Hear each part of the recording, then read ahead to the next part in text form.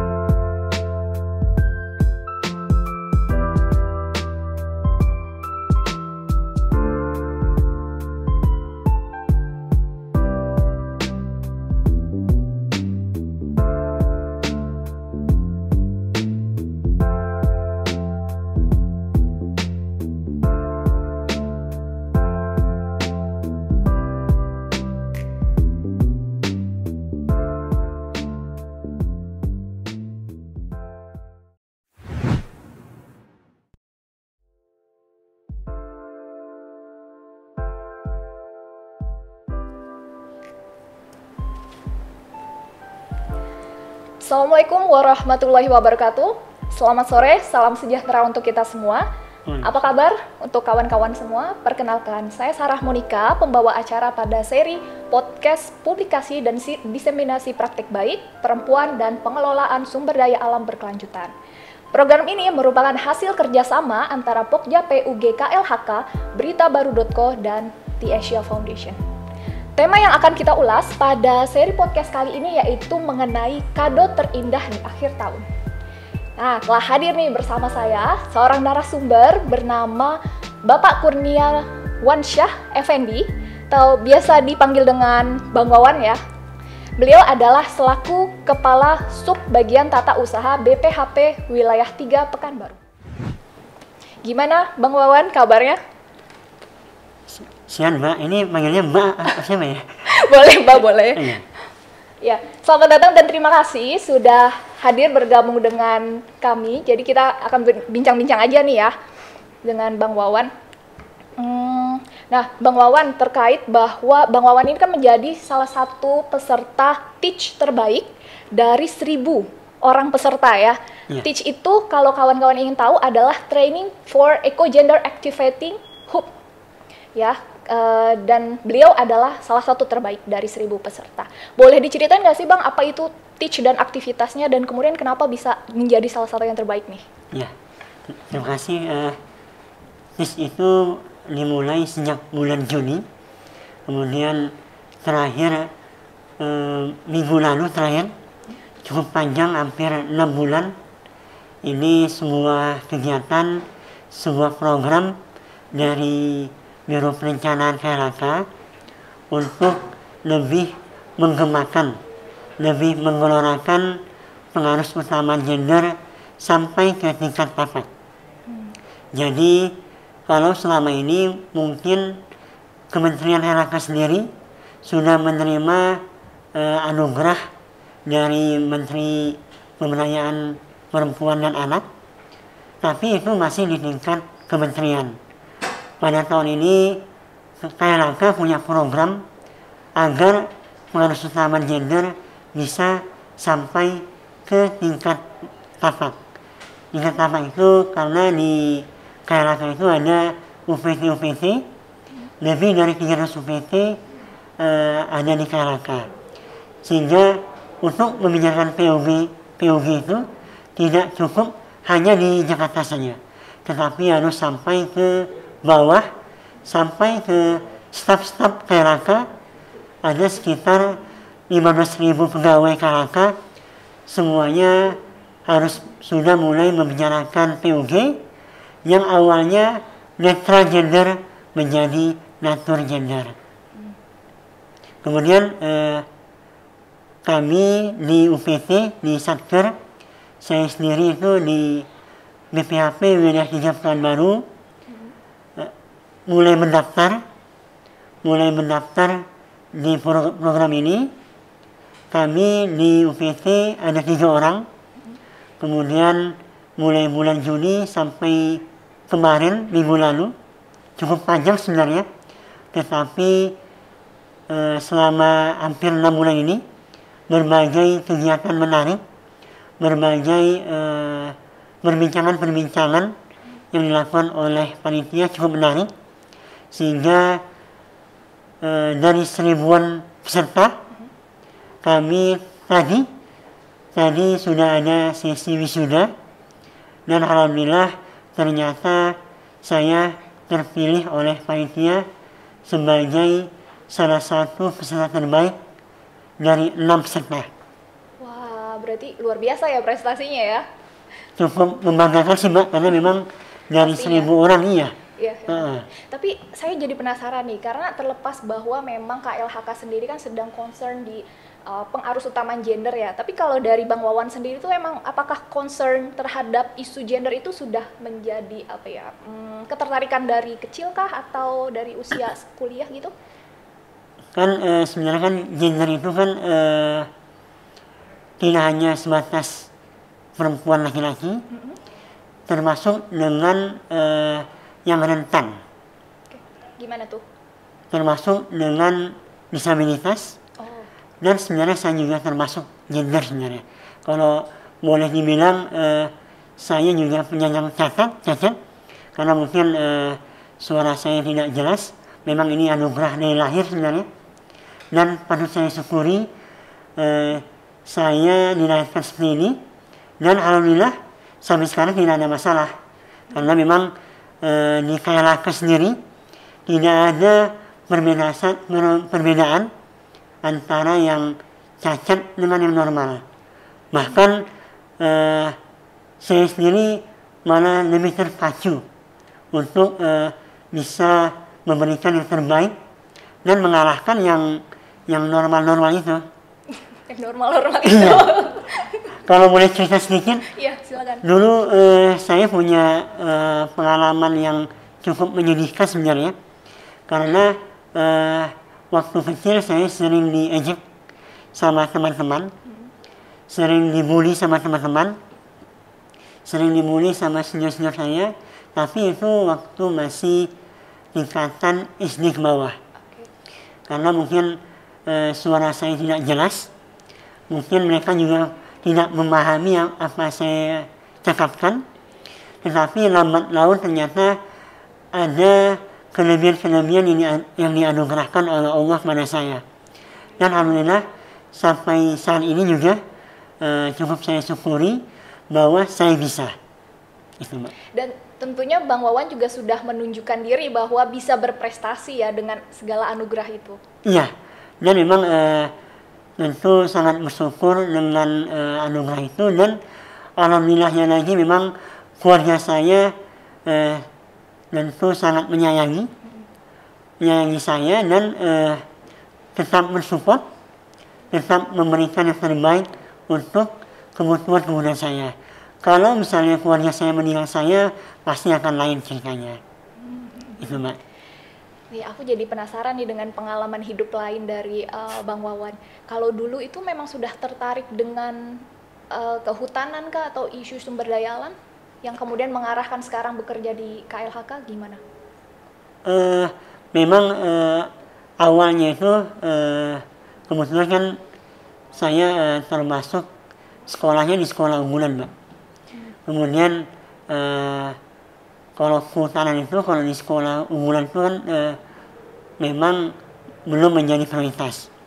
Tetapi waktu itu saya termasuk aktif di pramuka. Sering jalan-jalan ke tempat-tempat lingkungan lah. Kemudian terkait dengan lingkungan kan cukup aktif juga. Kemudian sebenarnya saya awalnya tidak di kehutanan, Mbak.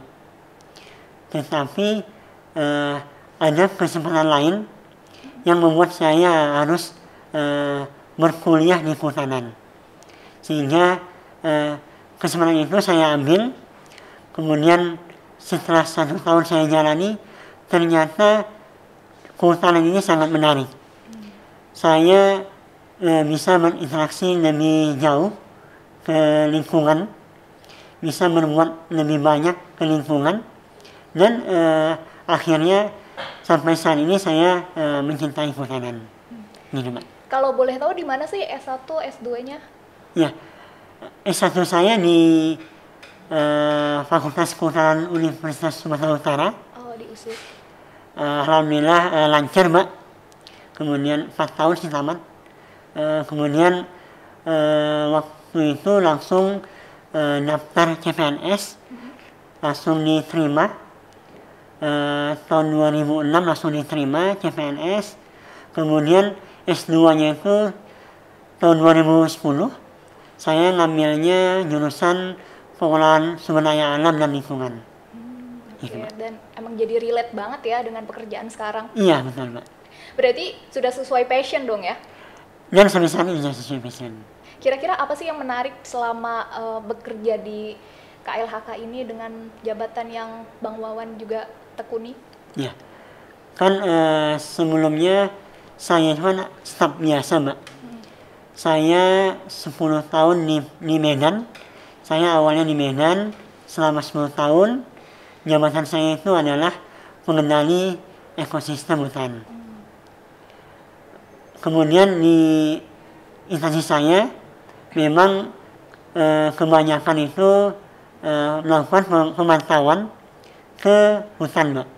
Kita ada pengolahan hutan lestari, kemudian kita ada perizinan berusaha memanfaatkan hutan. Itu memang kalau kami ke lapangan mungkin akan berbeda rasanya, Mbak, dibandingkan jika kita ke kota. Kita akan lebih suasananya lebih rileks, lebih lebih senang lah sebenarnya jika kita bisa menyatu ke hutan. Kemudian itu 10 tahun, Mbak.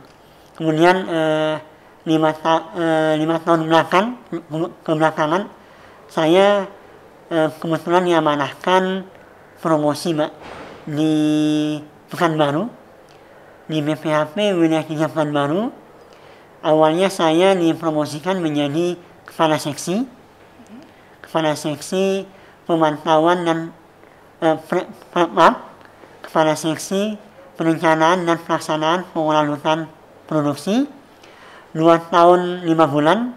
Kemudian saya pindah ke kepala sub bagian tata usaha. Memang tantangannya adalah agar kita bisa bekerja baik, mengelola hutan baik. Kemudian beberapa tahun ke belakang adalah kita harus bisa meningkatkan kesejahteraan masyarakat. Dan kesejahteraan masyarakat ini tidak hanya pria, tetapi juga wanita. Kalau bisa dideskripsikan nih, pekerjaannya sekarang itu apa sih? Mungkin kawan-kawan kan yang berada di luar ranah KLHK itu bisa lebih memahami gitu kira-kira. Ya, kalau saat ini kebetulan saya sebagai kepala sub bagian tata usaha itu memang lebih mengarah ke administrasi, ya. Mulai dari perencanaan, dari program, kemudian terkait dengan kepegawaian, terkait dengan tata usaha, kemudian terakhir adalah penyiapan bahan dan evaluasi. Dan ini kita itu di kantor itu ada 2 seksi, Mbak. 2 seksi inilah sebenarnya yang lebih ke teknis ke lapangan.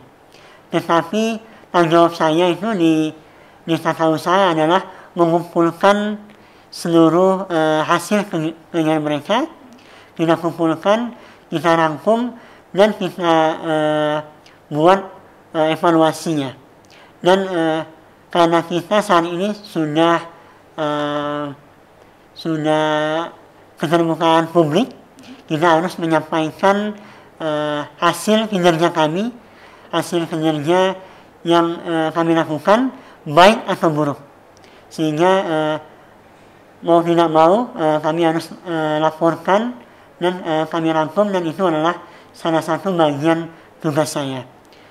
Terkait dengan pengolahan lestari, terkait dengan implementasi gender, itu harus kami laporkan bahwa kami sudah melaksanakan tugas dengan sebaik-baiknya. Gitu, Mbak.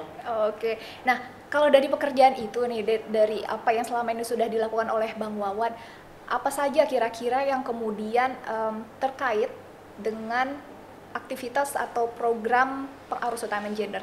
Ya, kebetulan saya itu di Pekanbaru sejak 2017.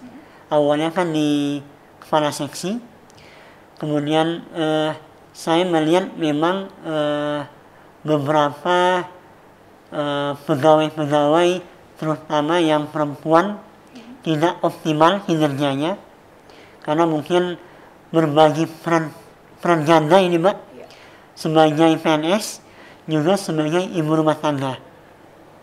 Kemudian tahun 2019 itu saya sebagai kepala bagian tata usaha, dan salah satu tugasnya adalah terkait dengan rumah tangga. Kemudian saya ditugaskan sebagai sekretaris Pokja Pengarus Utama Gender. Kemudian kami melihat di instansi kami itu bahwa kalau perempuan dan laki-laki diberikan kesempatan yang sama untuk bekerja, untuk memberikan kerjanya, tugasnya yang baik di kantor. Kemudian kalau saya perhatikan mungkin sebelum jam istirahat mereka sudah mulai pulang. Oh gitu. Sudah mulai ke rumah. Sudah mulai alasannya waktu itu mungkin ada ibu-ibu yang baru melahirkan, mereka menyusui, atau mereka mencari ruangan di kantor yang nyaman untuk menyusui. Kemudian saya diskusi dengan kepala balai saya, kebetulan ada ruangan yang tidak optimal untuk dipakai. Sehingga kami diskusi, kami mulai merenovasi, Mbak. Mengalih fungsikan ya? Iya, merenovasi ruangan tersebut. Kami pindahkan ada barang-barangnya, kami pindahkan, kemudian kami kosongkan. Kemudian memang dengan ada intervensi anggaran, Mbak. Kebetulan di saya itu ada anggaran. Kebetulan saya punya ada anggaran di saya itu. Saya coba kalau di kami itu bisa kami revisi, Mbak. Kami revisi, kemudian kami mulai menghitung apa kebutuhan-kebutuhannya. Di awal itu kami tahun 2019 kami renovasi, kami perbaiki. Kemudian dinding wallpapernya itu awalnya memang sangat jelek. Kami kasih wallpaper baru. Saya diskusi dengan teman-teman wanita, kira-kira ini apa yang wallpapernya mau apa ini. Kemudian mereka mintanya warna hijau apa ya, warna hijau kebiru-biruan. Hijau Tosca. Hijau Tosca ya. Hijau Tosca ya, yaudah kami berikan. Kemudian kami buatkan meja-mejanya. Kami berikan alat-alatnya. Itu tahun 2019. Kemudian tahun 2020 kebetulan tugas saya di program anggaran, mulai saya sisipkan pembelian AC, Mbak. Pembelian AC, Kemudian tahun 2020 itu mulai kami lengkapi dengan AC. Kemudian kami lengkapi dengan berbagai tanda-tanda untuk cara menyusui, cara laktasi, dan kami lengkapi dengan permainan anak. Kebetulan dengan izin dari pimpinan kepala balai, ibu-ibu yang punya anak-anak bayi silakan dibawa ke kantor, silakan untuk bisa sambil bekerja sambil mengawasi. Karena kalau selama ini mereka pulang ke rumah, kemudian mereka mengawasi anaknya, banyak waktu yang terbuang, Mbak. Dengan mereka di kantor, mereka bisa lebih memberikan waktunya sambil mengawasi anaknya, kemudian bisa sambil pumping dan bisa sambil bekerja. Kemudian tahun 2021 kami lengkapi dengan freezer, Mbak. Freezer pumping, jadi teman-teman yang ibu menyusui selesai pumping bisa menyimpan di freezer. Dan sejak saya masuk di Pekanbaru itu, pegawai perempuannya hampir tiap tahun ada yang hamil, melahirkan dan menyusui, Mbak, sampai tahun ini. Ini, Mbak. Wah, itu fasilitasnya berarti memang dipenuhi semua ya dengan inisiatif dari Bang Wawan. Iya, dan mudah-mudahan sesuai dengan kan Menteri Pemberdayaan Perempuan dan Anak itu ada kriteria untuk laktasi. Mudah-mudahan ada 7 kriteria kalau saya tidak salah, dan mudah-mudahan kami sudah lengkapi. Walaupun masih ruangan kecil, mudah-mudahan perempuan itu pegawai kami sudah cukup nyaman untuk menggunakannya. Dan ya patut diapresiasi karena setidaknya punya gitu ya. Iya, ada. Punya, iya. Luar biasa. Oh ya Bang, tadi kan kalau nggak salah nih saya dapat bocoran, Bang Wawan di kegiatan pesta, jadi pesta itu Pekan Ekogender dan Pelestarian Alam, Bang Wawan ini dihampiri oleh Bu Menteri ya. Iya. Dan setelah itu kalau nggak salah Bang Wawan membacakan surat cinta nih kepada Bu Menteri. Awalnya membacakan surat cinta. Kemudian tiba-tiba mungkin juga panitia tidak menyiapkan, tiba-tiba Ibu Menteri menghampiri saya. Dan itu memang surprise sekali buat saya. Mungkin juga para hadirin juga cukup surprise ya. Iya. Karena mungkin memang itu tidak diagendakan oleh panitia. Boleh. Nah, saya penasaran nih, surat cintanya tuh isinya apa memang, Bang? Iya, memang di salah satu tugas kami sebagai peserta TIS itu adalah membuat surat cinta. Ini adalah tugas yang ketiga. Itu surat cinta itu tugas dari panitia untuk memberikan surat kepada Ibu Menteri. Kami berpikirnya ini adalah surat biasa saja, Mbak. Karena di awal itu mungkin hanya surat biasa saja, kami tulis tangan. Ini tulis tangan, Mbak, biar lebih orisinil. Iya. Biar kayak lebih otentik. Iya, kayak dulu kan katanya kan kalau orang-orang dulu kan pakai surat cinta dikirim pakai via pos sampai atau tidak gitu, Mbak. Jadi sama panitia itu disuruh buat di tugasnya buat surat cinta.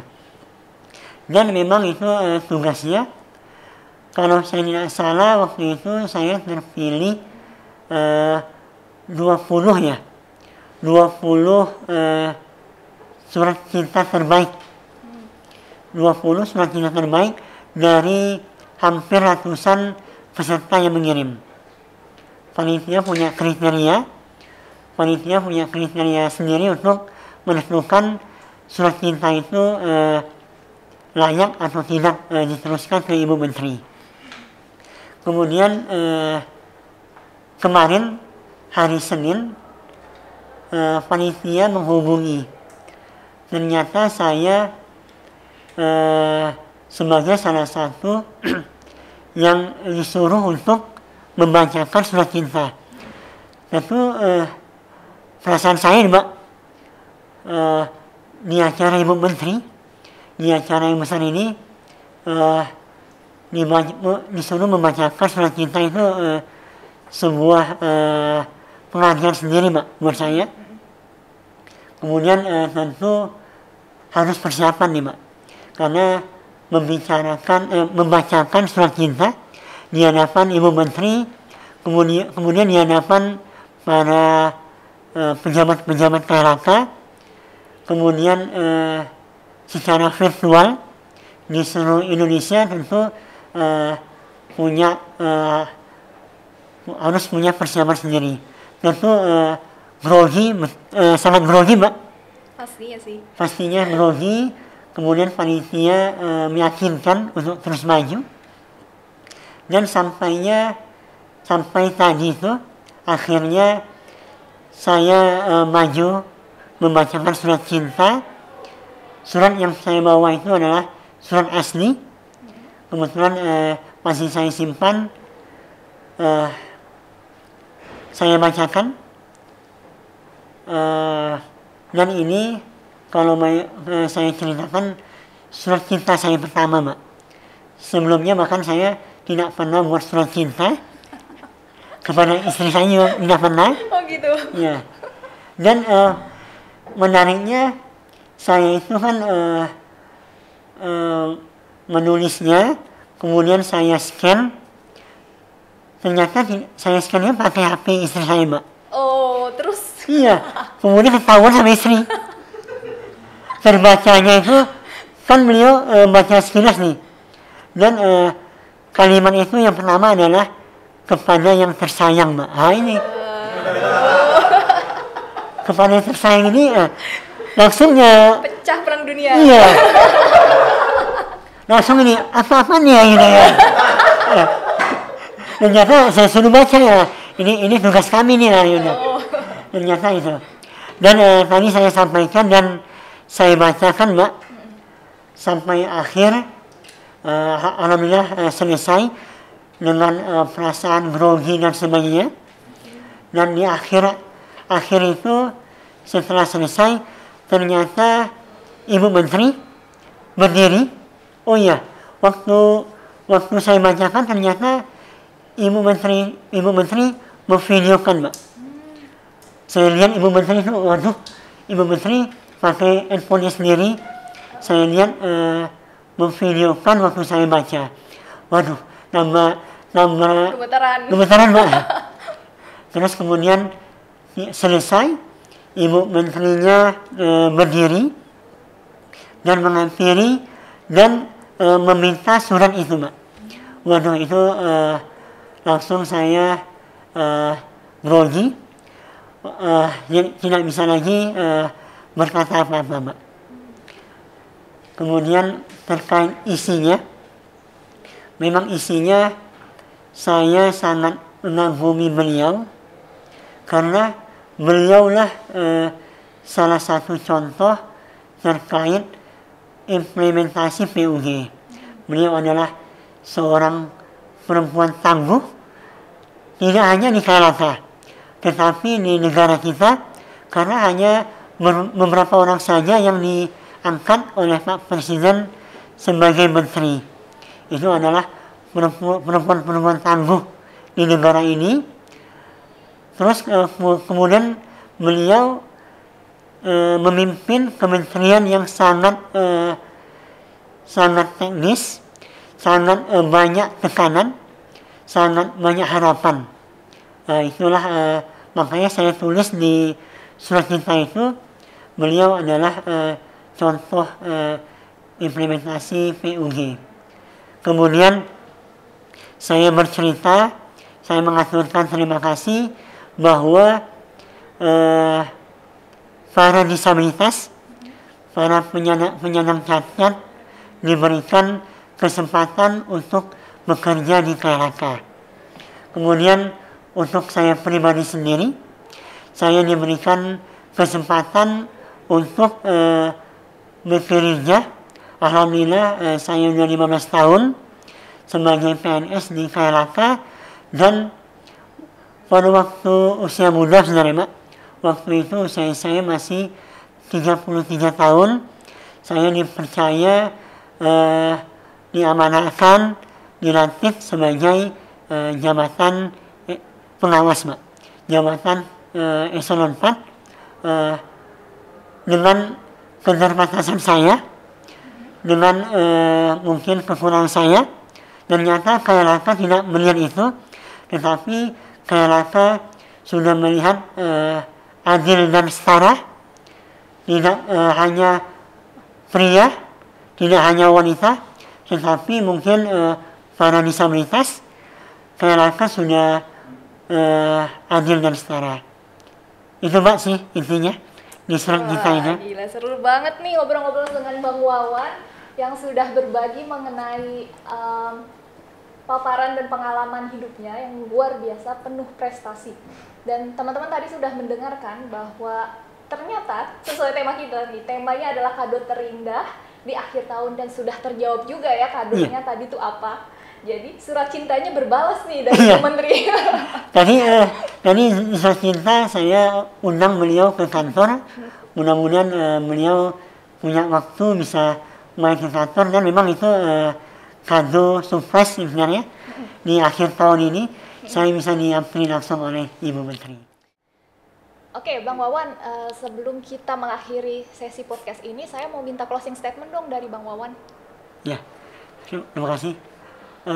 Buat semua pemirsa ya, semua pemirsa, yakinkan bahwa kita bisa untuk maju, kita bisa untuk melakukan yang terbaik buat kita, buat bangsa, buat siapa saja. Jangan pernah menyerah, jangan pernah merasa bahwa kita punya kekurangan, tapi coba kita gali bahwa kita punya keunggulan. Tidak hanya pria saja, tidak hanya para wanita, tetapi kita semuanya bisa. Itu Mbak, maksudnya saya. Waduh, terima kasih banyak Bang Wawan karena sudah berbagi ke kita semua. Ini bisa menjadi inspirasi dan juga tentunya menambah pengetahuan bersama ya mengenai kerja-kerja yang telah dilakukan oleh Bang Wawan selama ini di KLHK. Dan saya mengucapkan terima kasih juga kepada para pendengar karena kita sudah usai nih acara seri podcast publikasi dan diseminasi praktik baik perempuan dan pengelolaan sumber daya alam keberlanjutan dengan tema Kado Terindah di Akhir Tahun. Saya Sarah Monika pamit undur diri, dan tentunya kami semua sangat mendukung hal-hal baik yang sudah direncanakan oleh pemerintah dalam kaitannya keberlanjutan sumber daya alam dan juga pengarus utama gender. Kalau gitu, sampai jumpa di acara podcast selanjutnya. Bye-bye.